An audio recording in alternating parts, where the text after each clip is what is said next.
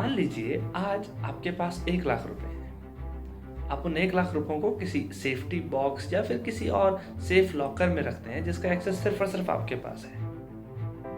अब मान लीजिए आज से 10 साल बाद आप उन पैसों को लेने के लिए वापस आते हैं तो आप ये जान करके चौंक जाएंगे कि उस बॉक्स में से अब 1 लाख रुपए नहीं निकलेंगे, बल्कि लगभग लगभग 50 से 60 हज़ार रुपए ही वापस निकलेंगे। क्या आप जानते हैं ये जो बचा हुआ पैसा है ये कहाँ गया? लगभग आधा पैसा ये कहाँ गायब हो गया?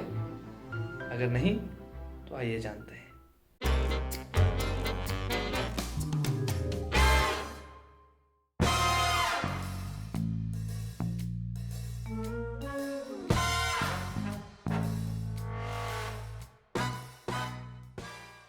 नमस्कार दोस्तों, मेरा नाम नरेश जोशी है।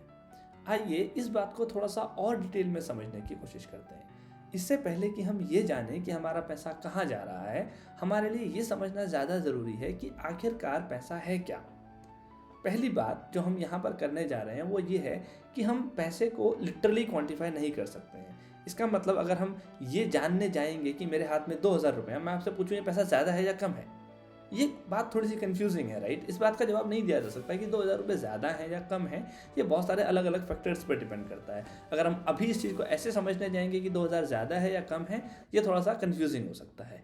इसको समझने के लिए हम शायद थोड़ा सा हमें टाइम लगेगा। एक दो चीज़ें हम समझ जाएंगे तो उसके बाद हमें ये समझना आसान होगा कि क्यों हम क्वांटिफाई नहीं कर सकते हैं पैसे। सो फॉर नाउ हम पैसे की डेफिनेशन पर जाते हैं जो कि ये बोल रही है हम पैसे की वैल्यू उतनी ही समझेंगे जितना वो पैसा मेरे लिए काम कर सकता है। इसका मतलब 2,000 रुपये उतने ही हैं जितने प्रोडक्ट्स, गुड्स और सर्विसेज वो पैसा मुझे खरीद करके दे सकता है।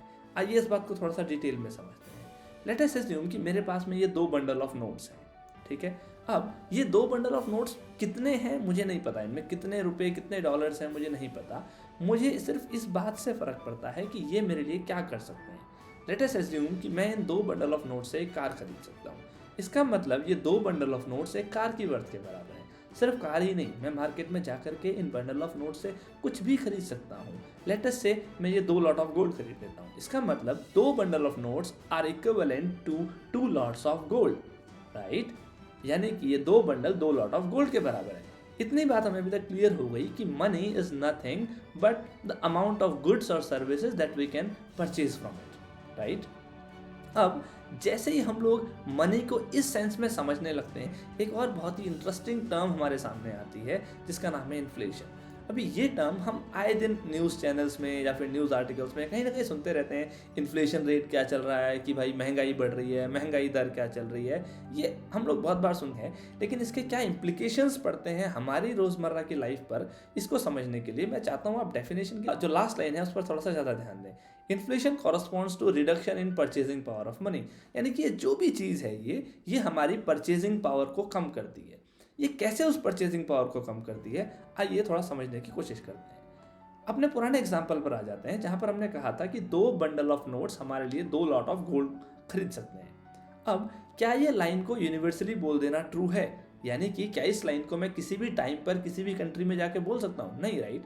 हो सकता है टाइम के हिसाब से ये चीज़ें बदलेंगी। तो लेट अस अज्यूम कि ये आज के पर्सपेक्टिव में मैं बात कर रहा हूँ कि in year 2021 2 bundle of notes 2 lot of gold खरीद सकते हैं। Now let's fast forward to year 2031। अब क्या होगा? अगेन मेरे पास में 2 बंडल ऑफ नोट्स हैं।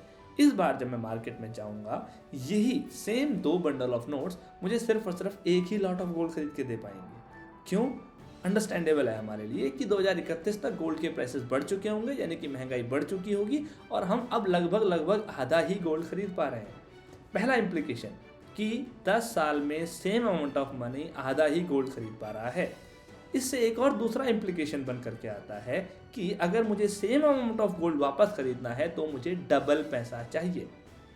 ये 2 बातें हमारे लिए समझना आसान है जो कि हमने बचपन से लेकर आज तक समझी हुई थी। मैं आपको इसका एक और पर्सपेक्टिव बताने जा रहा हूँ। वो ये है कि ईयर 2021 में जो 2 बंडल ऑफ नोट्स आपके पास थे, ईयर 2031 में वो एक ही बंडल ऑफ नोट के बराबर रह जाएगा। यानी कि ये बात हमने देखी कि कैसे with in span of 10 years आपका पैसा 2 बंडल से 1 बंडल में चेंज हो गया। ये एग्जैक्ट नंबर नहीं है, अप्रॉक्सीमेट नंबर्स है, इसको हम समझेंगे थोड़ा सा आगे। पर हम ये बात समझ पा रहे हैं कि सिर्फ महंगाई नहीं बढ़ रही है, दरअसल आपके नोट की वैल्यू ही कम हो जा रही है। अब अगर आप मुझसे पूछेंगे इन्फ्लेशन क्या है वापस से, तो मैं आपको एक बहुत ही अच्छी चीज़ बोलूँगा, इन्फ्लेशन इज़ अ घोस्ट। ये एक घोस्ट है, एक भूत है जो कि आपके पैसे को खाने वाला है। इन्फ्लेशन के पास एक सुपर पावर है। इन्फ्लेशन की सुपर पावर का नाम है time. The moment you give it time, it will start eating up all of your money. जितनी देर आप इन्फ्लेशन को एक्ट करने के लिए देंगे, वो और ज़्यादा आपके पैसे को खाता हुआ चला जाएगा। और यही हमारे सवाल का जवाब है। जो हमने कहा था कि हमारा पैसा जो सेफ में रखा हुआ है, वो पैसा कहाँ जा रहा है, उस पैसे को हमारा इन्फ्लेशन स्टील कर रहा है रोज़, हर वक्त। ठीक है, ये बात हमने समझ ली अभी तक। अब इसको थोड़ा सा और डिटेल में समझने के लिए कि किस रेट पे ये एक्चुअली में हमारे पैसे को खा रहा है। अभी तक हमने अप्रॉक्सीमेटली बात की थी कि हमारा पैसा लगभग आधा हो जाएगा, लेकिन ये हमेशा आधा होगा, कितने टाइम में ये पैसा आधा हो जाएगा, कितने टाइम में ये पैसा ख़त्म हो जाएगा, इसको समझने के लिए हमें थोड़ा सा नंबर्स में जाना पड़ेगा। ये थोड़ा सा हो सकता है बोरिंग हो, बट ट्रस्ट मी, ये वर्थ इट होगा। हमारे लिए जानना बहुत ज़्यादा ज़रूरी है कि इन्फ्लेशन किस रेट पर हमारे पैसे को ख़त्म कर रहा है और क्या हमारी लाइफ में इस रेट के इम्प्लीकेशंस हैं। इससे पहले कि हम इन्फ्लेशन रेट पर जाएं, हम पेट्रोल के प्राइसेस देखने की बात करते हैं, क्योंकि पेट्रोल हमारे सबसे ज़्यादा क्लोज होता है। डेली ऑलमोस्ट हम सभी लोग पेट्रोल खरीद रहे हैं और इससे हम इफेक्टेड हैं। आइए देखते हैं। ईयर 1989 में पेट्रोल प्राइसेस 10 रुपये के हुआ करते थे और आज 2021 में यही प्राइसेस लगभग 100 रुपये के आसपास चल रहे हैं। इसका मतलब ये है कि लगभग 30 सालों में पेट्रोल 10 टाइम्स महंगा हो गया है। लेकिन ये बात सिर्फ पेट्रोल की नहीं है, लगभग सभी की सभी चीज़ों के प्राइसेस महंगे हो गए हैं। चाहे आप फ्रूट्स की बात करें, वेजिटेबल्स की बात करें, जो भी चीज़ आप मार्केट में खरीदने के लिए जा रहे थे। अब बात ये आती है, तो पेट्रोल की बात है, अब मुझे कैसे पता लगे भाई कि मार्केट में कितने रेट में महंगाई बढ़ रही है, उससे मैं कैसे कैलकुलेट करूँ कि मेरा पैसे का प्राइस एक्चुअली में कितना गिर रहा है। अब आधा काम हमारा इसमें गवर्नमेंट सॉल्व कर देती है। बेसिकली गवर्नमेंट क्या करती है, सारे के सारे प्रोडक्ट्स को लिस्ट डाउन करती है, उनके एवरेज निकालती है, रूरल और अर्बन एरियाज़ में उसको कंबाइन करती है, उसके पिछले साल से कंपेयर करती है और टोटल इन सारे के सारे आइटम्स का एवरेज निकाल करके हमें बताती है कि भाई इस साल पिछले साल से इतना % महंगाई बढ़ी या फिर घटी है। अगर ये इन्फॉर्मेशन आपको सारा का सारा एक साथ देखना है, तो ये इन्फॉर्मेशन वर्ल्ड बैंक के द्वारा प्रोवाइडेड है। ये इन्फॉर्मेशन जहाँ पर मैं देख रहा हूँ कि जैसे आप देख सकते हैं, एक साल कोई हुआ था जिसको हम लोग देख रहे हैं 1974 है, यहाँ पे 28% इन्फ्लेशन था। इसका क्या मतलब है? इसका मतलब है कि 1973 में अगर कोई सामान 100 रुपये का मिल रहा था, तो 1974 में सेम सामान 128 रुपये का मिलने लगा था। और हर साल का ये इन्फ्लेशन रेट है, कभी ये बढ़ता है, कभी ये घटता है। इसके पीछे मल्टीपल फैक्टर्स और रीजंस हैं क्यों ये इन्फ्लेशन रेट बढ़ रहा है, घट रहा है, जो कि इस वीडियो के स्कोप से कम बाहर है। मे भी हम लोग कभी बाद में इसको कवर करेंगे, पर ये जानते हैं कि फिलहाल के लिए जो हमारा इन्फ्लेशन रेट है वो चल रहा है 6.62%। ये एक एवरेज इन्फॉर्मेशन है जो गवर्नमेंट रिलीज कर रही है। इसका मतलब ये नहीं है कि हर एक प्रोडक्ट के प्राइस 6% ही बढ़े हैं पिछले साल से। हो सकता है किसी के 3% बढ़े हों, किसी के 9% बढ़े हों। अब ये जानते हैं कि इस इन्फ्लेशन रेट को हम लोग यूज़ कैसे कर सकते हैं। हमें एक बात तो इन्फ्लेशन रेट साफ साफ बता रहा है कि ऑन एन एवरेज चीज़ों के प्राइस पिछले साल से इस बार 6% ज़्यादा बढ़े हैं। हम ये जानना चाहते हैं कि हमारे पैसा किस रेट पे कम हो रहा है। इसके लिए ये एक बहुत अच्छी वेबसाइट मुझे लगी, RL360, जो हमें इन्फॉर्मेशन दे रही है। यहाँ पर हालांकि US डॉलर्स में है ये चीज़ें, पर इससे कोई फ़र्क नहीं पड़ता। हम सिर्फ और सिर्फ उसकी क्वांटिटी की बात कर रहे हैं कि किस रेट पे हमारा पैसा घट रहा है। मान लेते हैं आज हमारे पास में 1 लाख रुपए हैं। 10 साल के बाद अगर मैं मान लेता हूँ कि मेरा इंटरेस्ट रेट 3% है, और अगर मैं अब कैलकुलेट करूँगा तो मैं देखता हूँ कि 10 साल के बाद मेरा पैसा 74,409 बचने वाला है। इसका मतलब लगभग 26,000 रुपये 3% का इन्फ्लेशन मेरा 10 साल में ख़त्म कर देता है। अगर मैं इसी को यहाँ पर 6% कर देता हूँ और कैलकुलेट करता हूँ, तो मैं देख रहा हूँ 55%, लगभग 50% ऑफ द पैसा मेरा 10 साल में ख़त्म हो रहा है, अगर हर साल 6% का इन्फ्लेशन रेट चल रहा है। अब ये बात हमने जान ली कि भाई 10 साल में हमारा पैसा आधा हो जा रहा है, या 50% ऑफ द पैसा जो हमारा है वो इरोड आउट हो जा रहा है। हम इसके इम्प्लीकेशंस जानते हैं हमारे साथ क्या है। पहला इम्प्लीकेशन जो हमने बात करी थी कि हमने जो अपने सेफ में पैसा रखा हुआ है, 10 साल के बाद वो आधा बचने वाला है। पहला इम्प्लीकेशन एक बात। दूसरी, क्या हमें ये लगता है कि जो पैसा हमने बैंक में रखा हुआ है वो पैसा हमारा सेफ है? शायद नहीं, क्योंकि बैंक्स जो आपको इंटरेस्ट प्रोवाइड कर रहे हैं वो लगभग 3 से 4% का इंटरेस्ट है इस समय।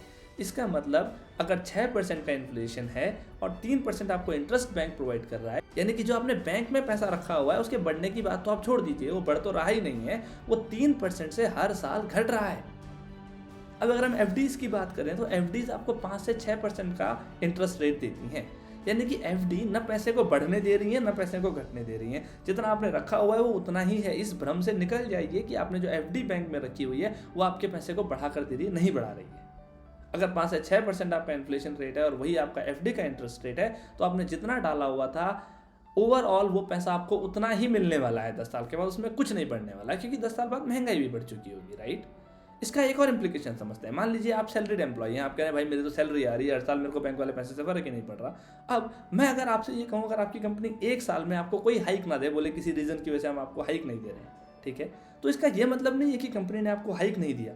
इसका ये मतलब है कि इफेक्टिवली आपको 6% का सैलरी कट मिला है, यानी कि अनलेस कंपनी आपको इन्फ्लेशन के बराबर का हाइक दे, वो आपको एक पे कर दे रही है। यानी कि अगर 6% इन्फ्लेशन है, एटलीस्ट 6% हाइक आपकी कंपनी या जहाँ भी आप काम कर रहे हैं, अगर वो आपको 6% हाइक भी नहीं दे रहा है, इसका मतलब आप एक नेट लॉस में जा रहे हैं, हर साल अपनी सैलरी को कम करते जा रहे हैं। अब हमने देखा हर जगह से जहाँ से हम देखें तो हमें लॉस होता जा रहा है, तो हम इस इन्फ्लेशन से बचे कैसे? इसके लिए हमारे पास मल्टीपल ऑप्शंस हैं। बेसिकली कोई भी चीज़ जो हमें 6% से या इन्फ्लेशन रेट से ऊपर का इंटरेस्ट या ऊपर का पैसा कमा करके दे, वो हमारे पैसे को ग्रो करेगी। अब हमारे पास क्या क्या एवेन्यूज़ हैं जिनसे हम कर सकते हैं? मल्टीपल ऑप्शंस हैं। आप रियल एस्टेट में पैसा डाल सकते हैं, there are mutual funds, index mutual funds हैं, डायरेक्टली स्टॉक ऑप्शंस हैं, गोल्ड है, डिजिटल गोल्ड है, बहुत सारी चीज़ें हैं जहाँ पर आप पैसे को इन्वेस्ट कर सकते हैं और आप वहाँ से इन्फ्लेशन को ना सिर्फ बीट कर सकते हैं बल्कि उससे ज़्यादा पैसा भी कमा सकते हैं। ये जानने के लिए हम फ्यूचर में और वीडियोस बनाते रहेंगे। आप उन वीडियोस के लिए इस चैनल को सब्सक्राइब कर सकते हैं और देख सकते हैं कि क्या क्या ऑप्शंस हैं हमारे पास, जिससे हम अपने पैसे को बचा सकते हैं और उस पैसे को बढ़ा भी सकते हैं। Hit like button, share with your friends, subscribe for more such content.